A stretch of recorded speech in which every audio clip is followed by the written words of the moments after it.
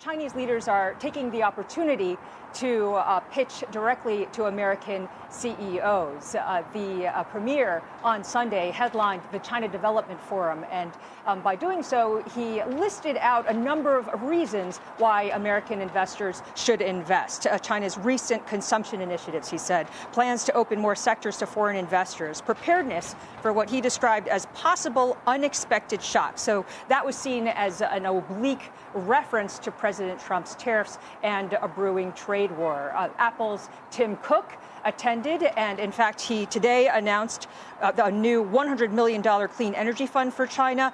Separately, Republican Senator Steve Daines met the premier with some of those CEOs, and Daines' office said that he pitched the idea of President Xi and President Trump meeting at some point directly.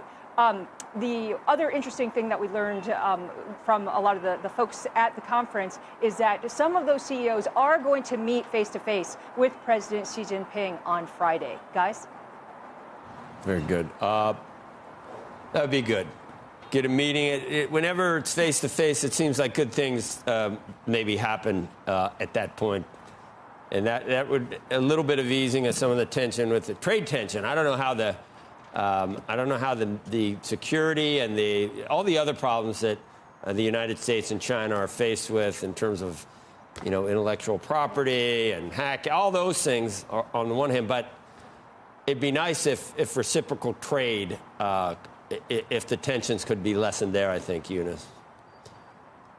Yeah, I mean, there are a lot of problems. And I think one thing that was interesting at the conference is that even though publicly the mention of tariffs wasn't really there on the panel, just kind of limited, but privately people were very concerned about the trade tensions, especially the tariffs. And you mentioned face-to-face, that's really important. Actually, a lot of the American companies were telling me that they were advising the Chinese, or suggesting to the Chinese that one of the things that they needed to do was to get a face-to-face meeting with President Trump in order to have greater influence over the American policy towards China.